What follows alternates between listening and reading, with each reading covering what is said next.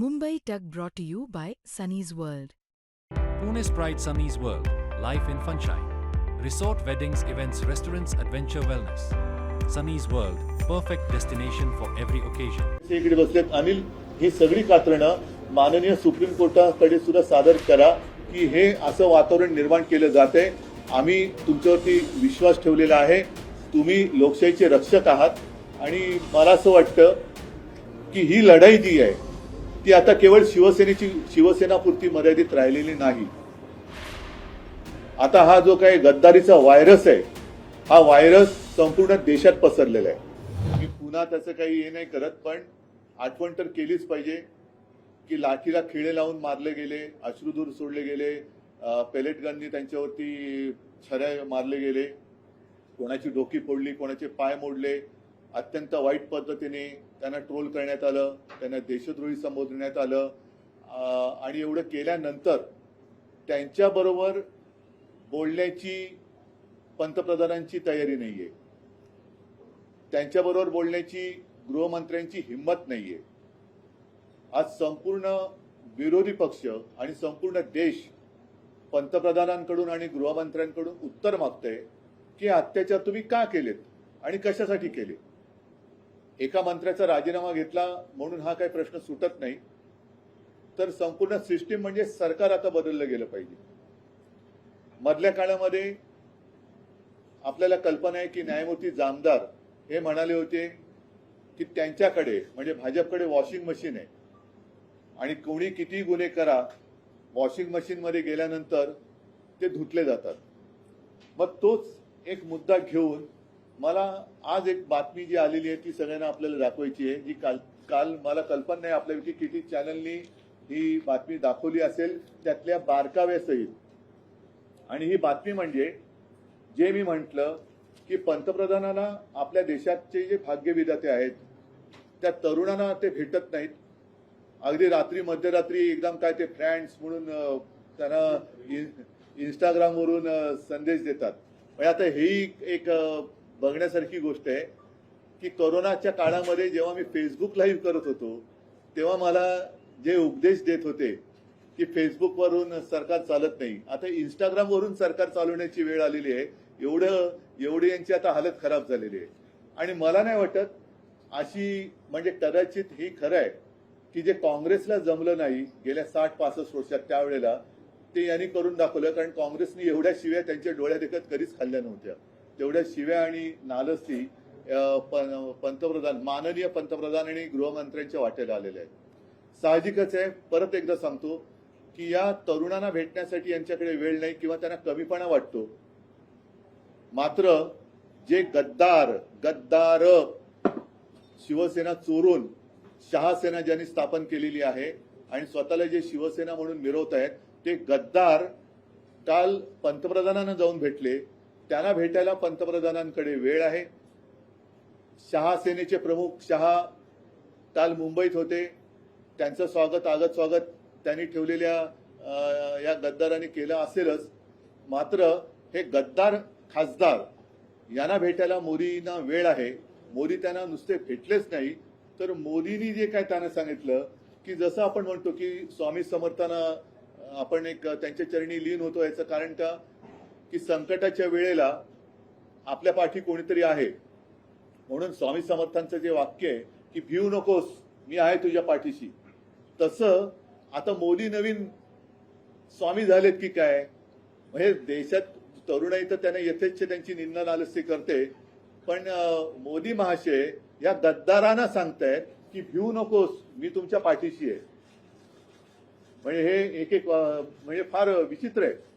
आणि आता या गद्दारांना चिंता कसली आहे, कारण वॉशिंग मशीन मध्ये गेलेत, यांना आता यांच्यावरचे डाग तर धुतले गेलेत, मात्र गद्दारीचा डाग हा धुतला जात नाहीये. तो डाग धुणारं वॉशिंग मशीन अजून भाजपकडे आलेलं नाहीये. हे बाकीच्यांकडे फोटो आलेले आहेत. काल त्यांची भेट झाली. परत एकदा सांगतो की देशातले तरुण तिकडे त्यांच्या न्याय हक्कासाठी आंदोलन करताना त्यांच्यावरती लाट्या काठ्या गोळ्या चालवतात. त्यांना तुम्हाला भेटता येत नाही आणि बेशरमपणाने गद्दारांना नुसते भेटत नाही, तर मी तुमच्या पाठीशी आहे हे सांगतायत.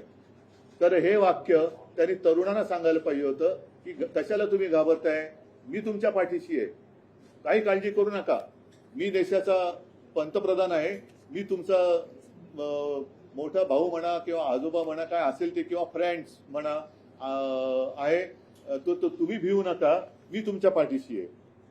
आता हे जे काही वाक्य आहे, हे वाक्य त्यांनी कशासाठी उद्गारलं बरं? ही जर का बंद दाराआडची चर्चा असेल तर बंद दाराआडच्या चर्चेतलं नेमकं हे वाक्य बाहेर आणण्याचं कारण काय? की कोणावरती ही कोणाला तुम्ही संदेश देताय? आता ही जी आहे नवभारतमध्ये सुको म्हणजे सुप्रीम कोर्ट की सुनवाई से टेन्शन में शिंदे म्हणून तुम्ही भेटलात का यांना? कारण आता आमचा हा पक्ष पुन्हा 6 खासदार फोडून सुद्धा महिना तर झालेला आहे ना, आणि लोकसभा अध्यक्षाने अगदी अपेक्षेप्रमाणे निर्णय दिलेला आहे. पुन्हा कोर्टबाजी वगैरे सुरू होईल, पण कोर्टात सुनावणी सुरू असताना हे गद्दार त्यांना जाऊन भेटण्याचं कारण काय? आणि परत आता हे पण म्हणून मी या पेपर सकट आणले, चिंता करू नका, मी तुमच्या पाठीशी. म्हणजे हा संदेश ते कोणाला देत आहेत? कोर्टाला धमकावणी देत आहेत का, धमकावत आहेत का हे की मी आहे यांच्या पाठीशी? का अमित शहाना देत आहेत? कारण मागे असं होतं की हे मिंदे जायचे तेव्हा ते त्यांच्या शहासेनेच्या प्रमुखाला भेटायचे. आता शहासेनेच्या प्रमुखाला ते भेटायची त्यांना गरज नाही, कारण त्यांचा आता बहुतेक बॉस बदललाय. आता ते थेट मोदींना भेटतात, आणि विशेष म्हणजे शहा इकडे असताना ते मोदींना भेटतात. म्हणजे मग हा जो काय भिवू नको मी तुझ्या पाठीशी आहे, ही धमकी वजा संदेश सुप्रीम कोर्टाला मोदींनी दिलाय, अमित शहानं दिलेला आहे, देवेंद्र फडणवीसांना दिलेला आहे की प्रशासनाला दिलेला आहे? नक्की कोणाला दिलेला आहे? आणि माझं मत आहे, अनिल देसाई इकडे बसलेत, अनिल, ही सगळी कात्रणं माननीय सुप्रीम कोर्टाकडे सुद्धा सादर करा की हे असं वातावरण निर्माण केलं जात आहे. आम्ही तुमच्यावरती विश्वास ठेवलेला आहे, तुम्ही लोकशाहीचे रक्षक आहात, आणि मला असं वाटतं की ही लढाई जी आहे ती आता केवळ शिवसेनापुरती मर्यादित राहिलेली नाही. आता हा जो काही गद्दारीचा व्हायरस आहे, हा व्हायरस संपूर्ण देशात पसरलेला आहे, आणि कदाचित मोदींनी हा संदेश इतर पक्षातल्या होऊ शकणाऱ्या गद्दारांना पण दिलाय का की तुम्ही काळजी करू नका, गद्दारी करा, आमच्याकडे या, मी तुमच्या पाठीशी आहे, बघूया तुमचा आपका बाल भी नहीं बाका होगा, मैं देखता हूं. तर असा हा संदेश किंवा ही धमकी मोदींनी कोणाला नक्की दिले? सुप्रीम कोर्टाला दिले, अमित शहानं दिले, देवेंद्रनं दिले, प्रशासनाने दिले का हा संदेश इतर पक्षातल्या गद्दार होऊ शकणाऱ्या खासदारांना दिले की तुम्ही गद्दारी करा, मी तुमच्या पाठीशी आहे? तर याचा खुलासा झाला पाहिजे. आणि जे मी म्हटलं की ही लढाई ही केवळ आता शिवसेनेपुरती मर्यादित राहिलेली नाही, तर गद्दारीचा व्हायरस हा लोकशाहीचा जीव घेतोय. तर लोकशाहीबद्दल प्रेम असणारे, संविधानाबद्दल प्रेम असणारे जे देशभक्त आहेत, त्या तमाम काश्मीरपासून कन्याकुमारीपर्यंतच्या तमाम देशभक्तांना मी आवाहन करतोय की तुम्ही आता ही लढाई आपण सगळ्यांनी मिळून एकत्रित लढण्याची गरज आहे. देशाचं संविधान आणि देशाची लोकशाही वाचवण्याचं कर्तव्य हे आपल्याला करावं लागणार. देशातला तरुण तर त्याचं तर आता माथं भडकलंय, त्यांच्याबरोबर आता यांनी कितीही प्रयत्न केला तरी ते त्यांचं प्रवचन ऐकायला तयार नाहीत. आणि म्हणून एकदा सांगतो की ही गोष्ट गंभीर आहे, ही आम्ही सर्वोच्च न्यायालयाच्या निदर्शनास नक्की आणून देणार आहे. पण मोदींनी सांगायला पाहिजे की हा धमकी वजा संदेश तुम्ही नेमका कोणाला दिलाय, आणि गद्दारांना आता नेमकं भय कसलंय? वॉशिंगमध्ये धुवून घेतल्यानंतर सुद्धा तुम्ही पुन्हा का घाबरून तुमची पळापळ का होते, का शेपट्या घालून तुम्ही मोदींकडे जाताय? तर ह्याचा खुलासा व्हायला पाहिजे. म्हणून मी आज आपल्या माध्यमातून सर्व जनतेला ही माझ्या मनातली शंका कळावी, कदाचित त्यांच्याही मनातली असेल तर त्याला मी वाचा फोडतोय.